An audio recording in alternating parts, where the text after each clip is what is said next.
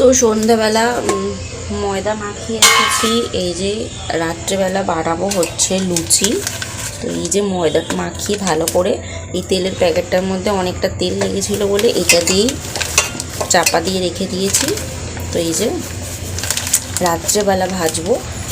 তবে কিছুক্ষণ আগে অনেকক্ষণ ধরে মাখিয়ে রাখলে বেশ লুচিগুলো কিন্তু নরম নরম হয় আর ফুলকো ফুলকো হয়।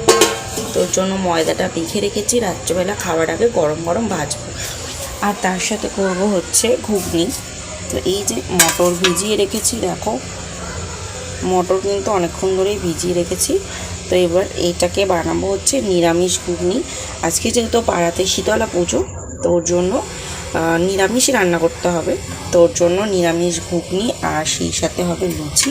তো এখন আমি রান্নাটা বসাতে পারছি না, যেহেতু এখনও শীতলা পুজো, কুলো ভাসানো হয়নি। তো কুলো ভাসানো হয়ে গেলে আমি রান্না শুরু করব।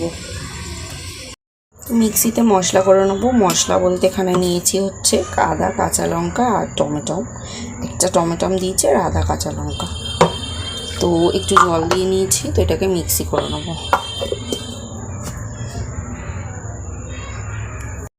তো প্রেশার কুকারে এবার সিটি দিয়ে নেবো, 8-10টা মতো দেবো।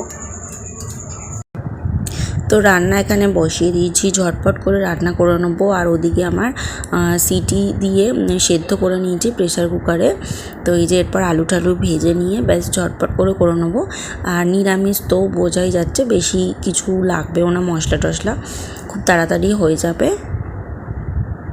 তো এরপর এই যে দেখো ঘুগনি কিন্তু রেডি অলরেডি। একটুখানি জলটা টানলে নামিয়ে নেবো। আজকে একদম একটু শুকনো শুকনো করে বানাবো, খুব বেশি ঝোল রাখবো না। আর এই দেখো লুচিও ভাজা হয়ে গেছে, ফুলকো ফুলকো লুচি। তো তার সাথে হচ্ছে ঘুগনি। তো এই হচ্ছে আজকে রাতের মেনু।